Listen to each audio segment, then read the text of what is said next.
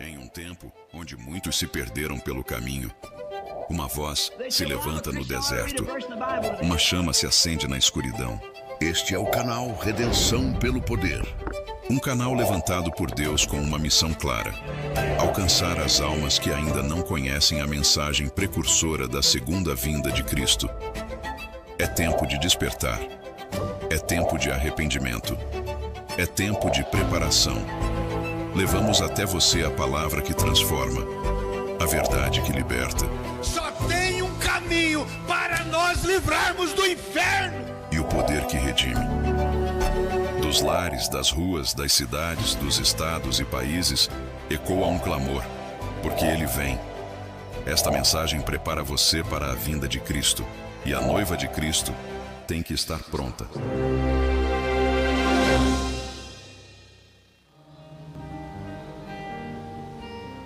Aqui no parágrafo 19 da mensagem Parado na Brecha, o irmão Brana leu 3 versículos nesta literatura, ou nesta escritura, né? 3 versículos. Aliás, 2 versículos, o 3 e o 4. E se congregaram contra Moisés. É o parágrafo 35. Eu quero adiantar um pouquinho aqui no parágrafo 35, onde ele lê a Bíblia. E lê 2 versículos, o 3 e o versículo 4. Ele disse assim, ele leu assim: e se congregaram contra Moisés e contra Arão, e lhes disseram: demais é já, pois que toda congregação é santa. É o contrário do que o irmão Brana falou, né? Não existe igreja santa, não tem ninguém santo, existe um que é o Espírito Santo. Mas porque levantou contra Moisés e contra Arão, aí arruma argumento: não, todos nós somos santos, toda congregação é santa. E seguiu dizendo assim: todos eles são santos e o Senhor está no meio deles. O Senhor está no meio deles. Por que, pois, vos elevais sobre a congregação do Senhor? Como que dizendo, Moisés e Arão, né, se eleva acima da congregação do Senhor. Como Moisés isto ouviu, caiu sobre o seu rosto. Como Moisés isto ouviu, caiu sobre o seu rosto. Caiu sobre o seu rosto. Esse cair sobre o rosto, eu tenho comigo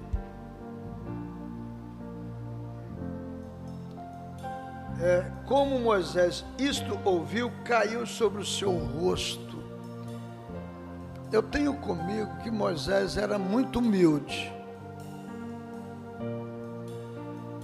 Ele era gago.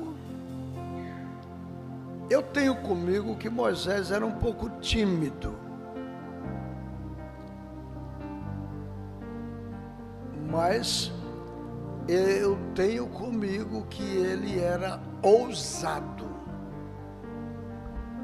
E tinha de Deus o respaldo da comissão que Deus houvera dado a ele.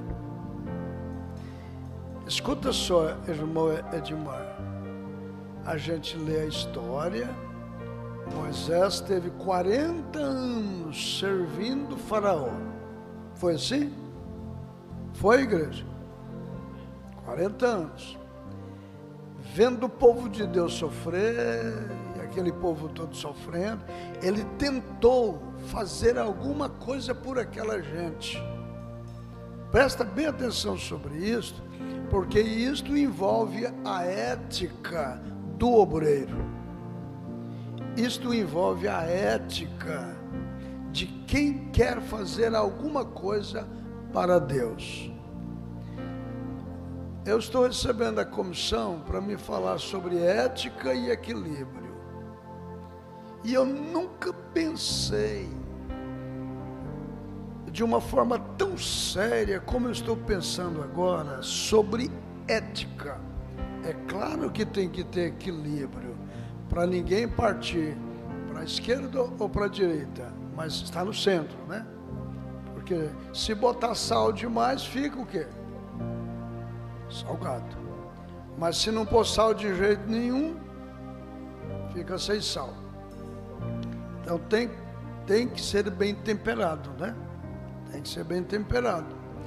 Então a ética é comportamento. Ética envolve comportamento. Envolve comportamento na ação e na expressão. Porque palavras comprometem. Compromete ou não? Palavras comprometem? Compromete. No altar é palavras. Na oração é palavras. Compromete. Compromete para depois ter uma ação positiva. Porque se não agir de acordo com o que foi falado, o que foi prometido, vai ter uma ação negativa, né? Então, olha, Coré, Datã, Abirão, eles eram obreiros, gente. Eles trabalhavam em prol das pessoas. Eles trabalhavam. Mas não era o que eles queriam. Eles queriam algo diferente do que foi dado a eles. Aí levou eles a ter esse comportamento. Esse comportamento que foi sério na vida de Coré. Foi sério na vida de Datã e Abirão. Foi sério. Mas eu tenho comigo, irmãos, que Moisés ficou com o seu rosto corado, envergonhado. E ele ficou sentido, porque ele não buscou aquilo. Ele não estava atrás daquilo. Afinal, ele tentou fazer alguma coisa pelo povo de Deus e deu tudo errado. E quando dá errado, a gente fica frustrado. Fica ou não? Foi mexer com aquilo que ele não tinha que mexer. Ele teve que dar no pé e ir para o deserto, para não morrer. Porque Faraó ia matar ele. Foi descoberto o que ele fez. Então, quando a pessoa não tem a comissão e tenta fazer, acontece o que aconteceu com Uzá. Uzá tentou salvar a arca de Deus, que estava sendo conduzida por uns bois, os carros de bois, e ela ia cair, ele estava viajando, ela ia caindo e ele tentou segurar ela e morreu torrado. Parece que desceu um raio na hora e ele morreu torrado. Está escrito isso na Bíblia. E ele foi fazer uma coisa para Deus. Foi ou não foi? Tentando salvar a arca de Deus. Tentando salvar a arca. Morreu torrado. Porque ele não tinha chamada de Deus para aquilo. Ele não tinha comissão de Deus para aquilo. Aí o irmão Brana pregou a mensagem, um homem chamado por Deus. Um homem chamado por Deus. Ele pregou a mensagem, um homem correndo da presença de Deus, no caso de Jonas, mas um homem chamado por Deus, ele baseou em Uzá. Não sendo chamado, foi fazer, né? E Deus exigir que a arca fosse conduzida através de quem, irmão Edmar? Lá no Velho Testamento, a arca tinha que ser conduzida por quem? Hã? O irmão pastor Marcos sabe? Pelos sacerdotes, pelos levitas, né? Então, a arca era para ser conduzida pelos levitas. E agora estava sendo levada em um carro de boi. A intenção estava fora da vontade de Deus. E a arca, no lugar dela, era bênção de Deus para o povo, mas fora do lugar dela, era problema para o povo. Era problema para o povo. E o povo pensa que as coisas podem continuar, por não estarmos mais no Velho Testamento, estamos no Novo, estamos no período da graça, agora é graça. Gente, nós estamos no tempo da graça, estamos, não estamos? Mas não pense você que por causa que nós estamos no tempo da graça, que Deus ficou caduquinho, que Deus não está guardando a sua palavra, que Deus não exige mais nada. Não. Deus exige que as coisas sejam de acordo com a sua palavra. Quem abusa da graça cai na desgraça. Então que Deus tenha misericórdia de mim, gente. Deus tenha misericórdia de nós. Então, olha bem como que diz aqui, como Moisés isto ouviu, caiu sobre o seu rosto. Ele ficou tímido, ele ficou sentido. Em outras palavras, gente, eu não estou aqui porque eu quero, porque eu busquei, que eu comprei, porque eu paguei. Não, eu estou aqui, eu estava num lugar, eu fugi disto, eu estava lá no deserto, estava lá cuidando das ovelhas do meu sogro, estava lá. E Deus ouviu um povo clamando aqui, há 400 anos Deus tinha prometido, eu nem sabia que eu estava nisto. E eu estava lá cuidando, de repente vi uma sarça. Aproximei da sarça, achei aquilo estranho, e da sarça saiu essa voz: Moisés, Moisés. Moisés. Ele olhou, quem é que está falando? Ele nunca tinha ouvido aquela voz. E ali ele recebeu uma comissão, evidenciada por sinais, para ele descer lá embaixo e, gente, enfrentar o que ele enfrentou. Não é fácil enfrentar um rei. Enfrentar um rei, enfrentar o presidente do Egito? Não. Então, ele colocou aquilo à prova. Se Deus não está, eu fujo. Ele chegou a dizer aqui, ele chegou a dizer, e falou a Coré e a toda a sua congregação, dizendo: amanhã pela manhã o Senhor fará saber quem é seu e quem é o santo que ele fará chegar a si, e aquele a quem escolher fará chegar a si. Eu vou fazer isso. Em outras palavras, eu estou até querendo, se depender de mim, eu estou querendo fugir mesmo, mas eu não posso fazer como Jonas, que eu vou cair lá no vento da baleia. Mas, irmãos, o irmão Brana pregou essa mensagem parado na brecha. Parado na brecha. Ele disse assim, Senhor Deus, eu quero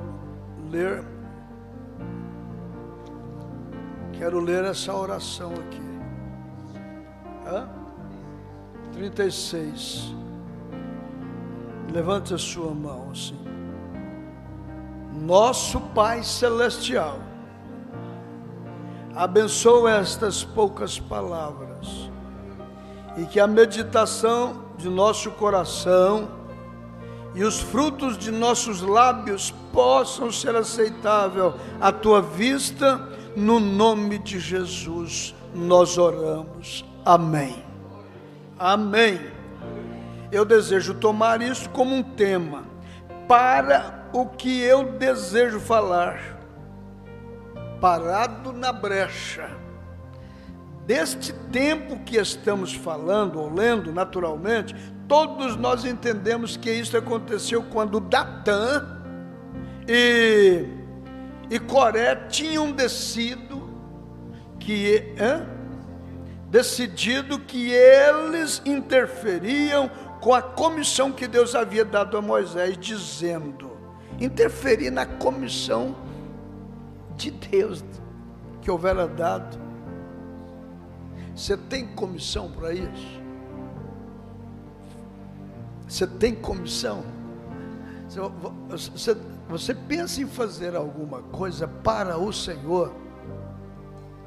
Porque tem lugar para todo mundo na obra. Inclusive, sábado, o Espírito usou o irmão Alves dizendo que o culto é você quem faz. Você é quem cultua a Deus. E o culto não começa, não é quando nós chegamos aqui não, às vezes pode até chegar atrasado, mas você começou a cultuar o Senhor desde a hora que você levantou hoje pela manhã. Você saindo de casa falou, bem, não esqueça que hoje é dia de culto na igreja. Já está cultuando a Deus. Seu espírito já está em adoração. E vai para o trabalho pensando em estar no culto, já preparando os filhos para estar no culto, está adorando, está cultuando a Deus com a sua casa, sua família, está correto?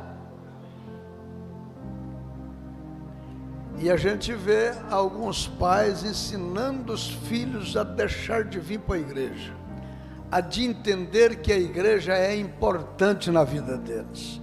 E esse vídeo que foi inspirado aí, eles, os sócios, os irmãos, se inspiraram aí em falar da comunhão.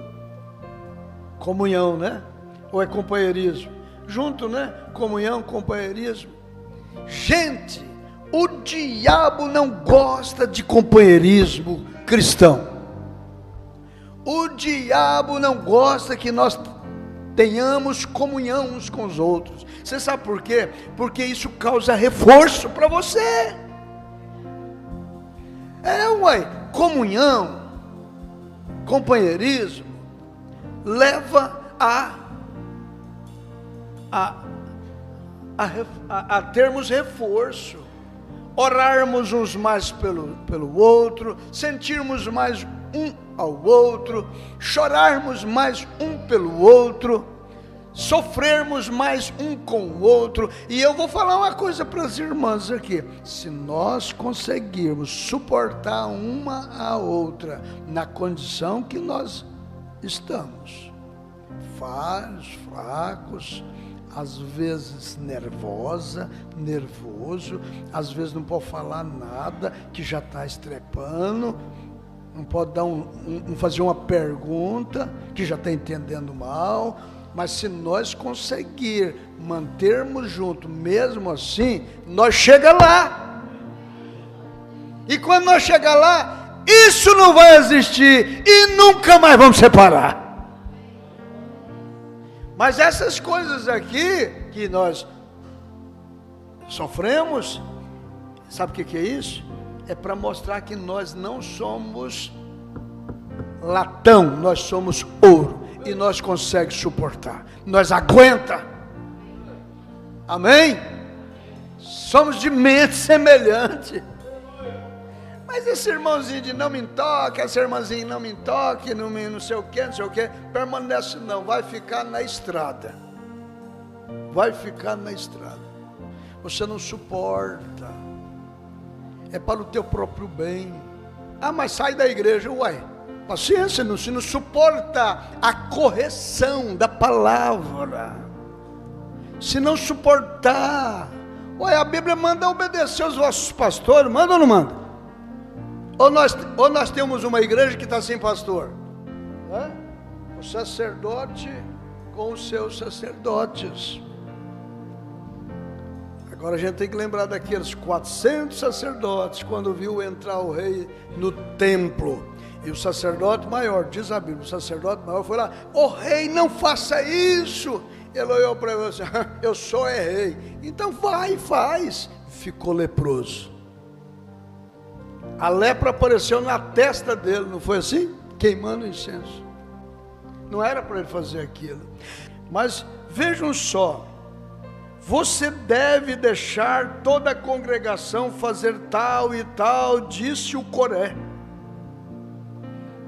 Então veja só, deste tempo que estamos falando ou lendo naturalmente, todos nós entendemos que isso aconteceu quando Datã e Coré tinham decidido que eles interferiam com a comissão que Deus havia dado a Moisés. Interferir?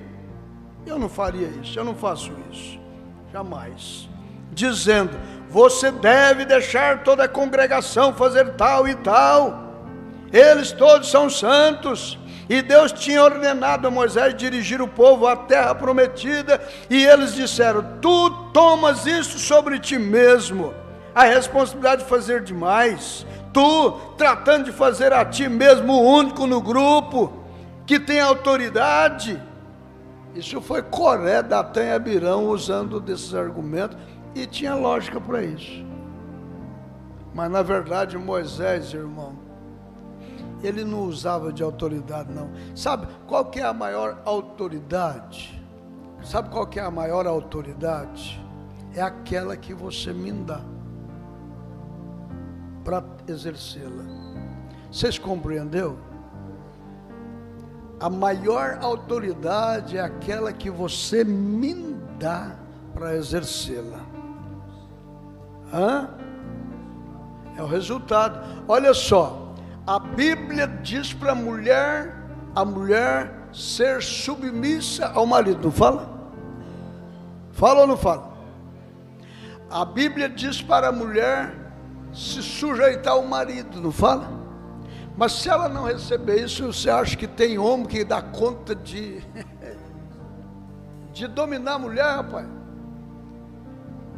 Quando a mulher não dá essa autoridade para o marido, é o que está acontecendo no mundo. O homem que vai exercer, vós maridos, como é que está escrito lá? Vós mulheres, se sujeitai, obedecei aos vossos maridos, porque eles velam por vossas almas. É assim? Não. Como é que é? Estou trocando tudo aí. Vós maridos, como é que é, irmão? Ajuda aí. Vós mulheres. Efésios 5, 22. Vós mulheres, obedecei ou sujeitai. Sujeitai-vos aos vossos maridos no Senhor, como a igreja está sujeita a Cristo. Mas se a mulher não der esta autoridade para o marido tem condições de exercer o cabeça sobre ela. Ela absorve a mensagem, ela aceita a mensagem e pega no colarinho dele e fala assim: meu bem,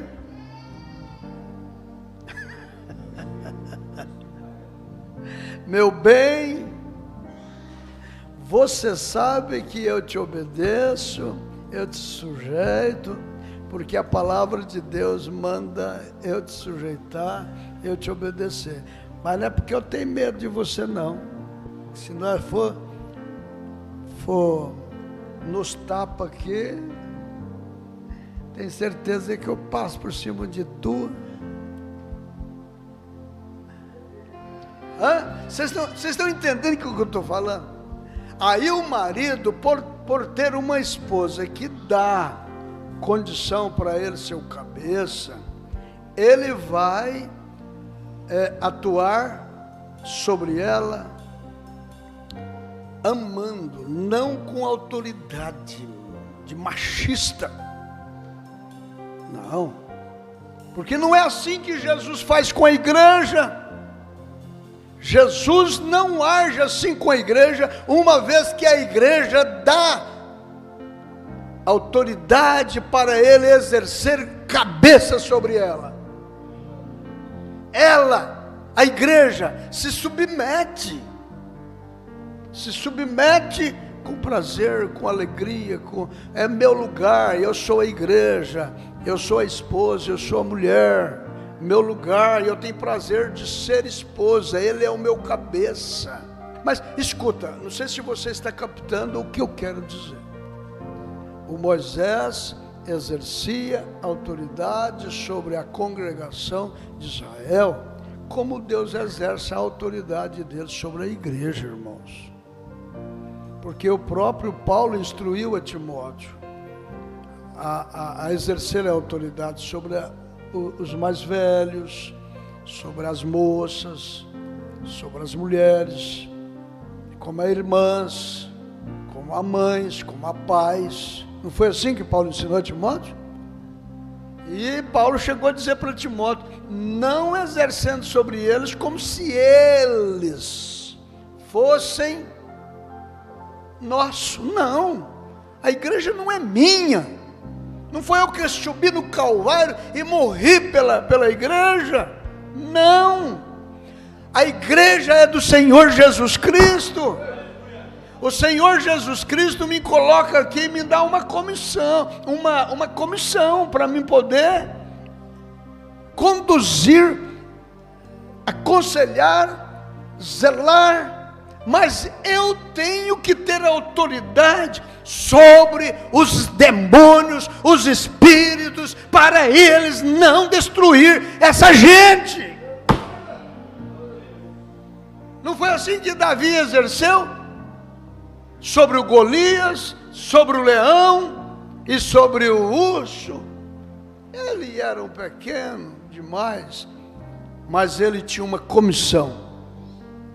Ele tinha uma comissão. Agora o camarada feriu o sentimento de Moisés, porque Moisés não carregava essa arrogância. Esse não era o comportamento de Moisés. Moisés respeitava aquela congregação, respeitava aquele povo, respeitava aqueles homens. Ele chegou a uma certa altura a dizer para alguns que estavam enciumados, oxalá que do meu espírito caísse sobre toda a congregação. Ficava mais fácil para ele levar esse povo por lá na terra de Canaã. Acabava com os argumentos. Deus falava com Moisés, e Moisés falava com seu irmão, e o seu irmão falava com o seu povo, com toda a congregação. E a congregação que tinha como a palavra de Deus misturava fé naquilo e ia avante. Mas os que não misturavam fé iam ficando para trás, iam ficando para trás. Não é assim que acontece com a congregação? Não é assim que acontece com a igreja? Mas, irmãos, vamos dar glórias a Deus e vamos dizer assim: Deus sempre tem aquele que se põe na brecha pelo rebanho. Moisés se colocou na brecha. Deus ficou assim, ó.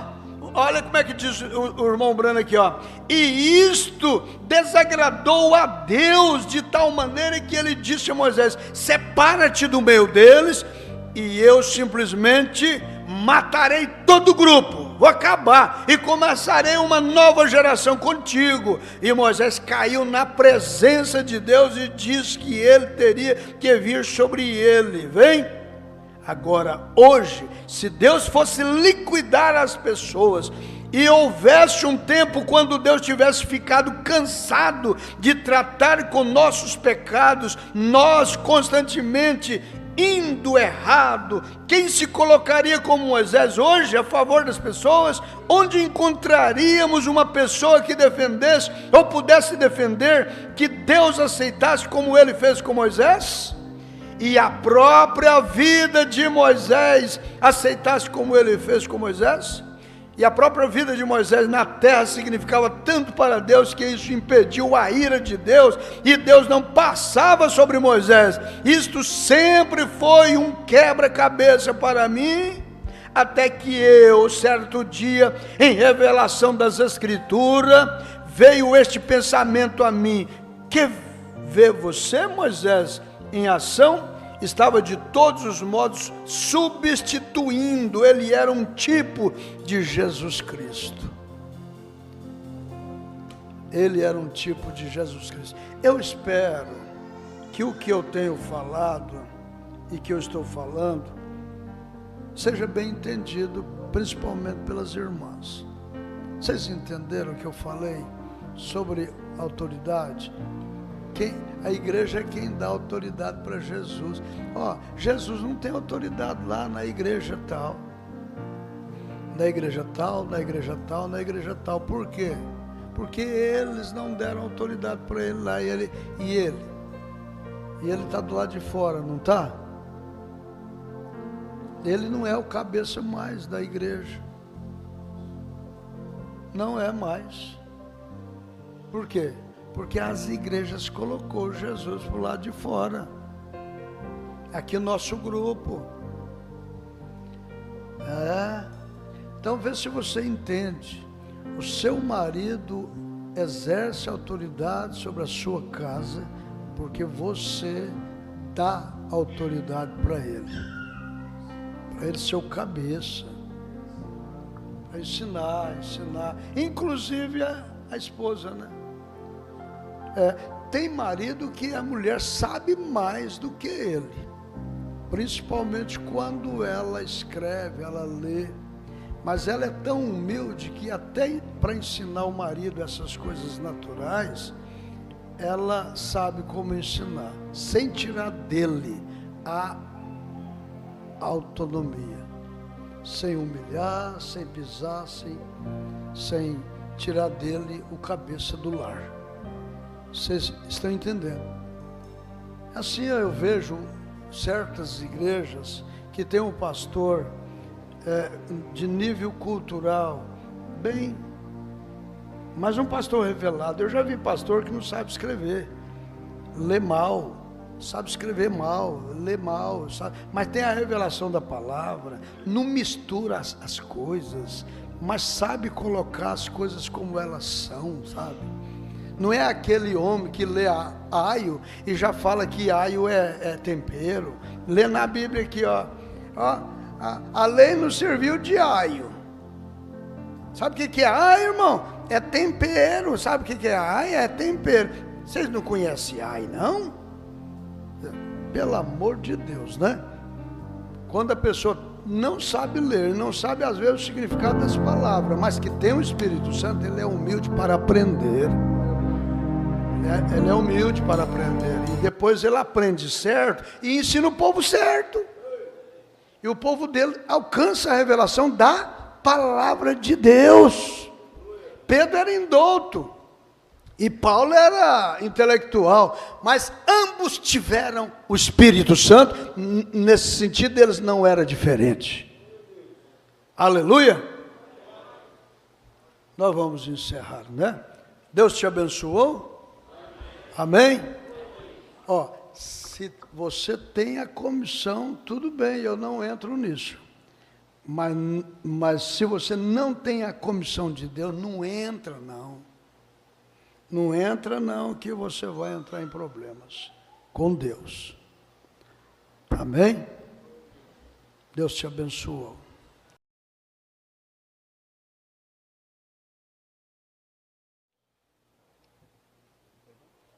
Em um tempo onde muitos se perderam pelo caminho, uma voz se levanta no deserto, uma chama se acende na escuridão.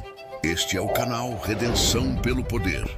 Um canal levantado por Deus com uma missão clara: alcançar as almas que ainda não conhecem a mensagem precursora da segunda vinda de Cristo. É tempo de despertar. É tempo de arrependimento. É tempo de preparação. Levamos até você a palavra que transforma, a verdade que liberta. Só tem um caminho para nós livrarmos do inferno. E o poder que redime. Dos lares, das ruas, das cidades, dos estados e países, ecoa um clamor, porque Ele vem. Esta mensagem prepara você para a vinda de Cristo, e a noiva de Cristo tem que estar pronta.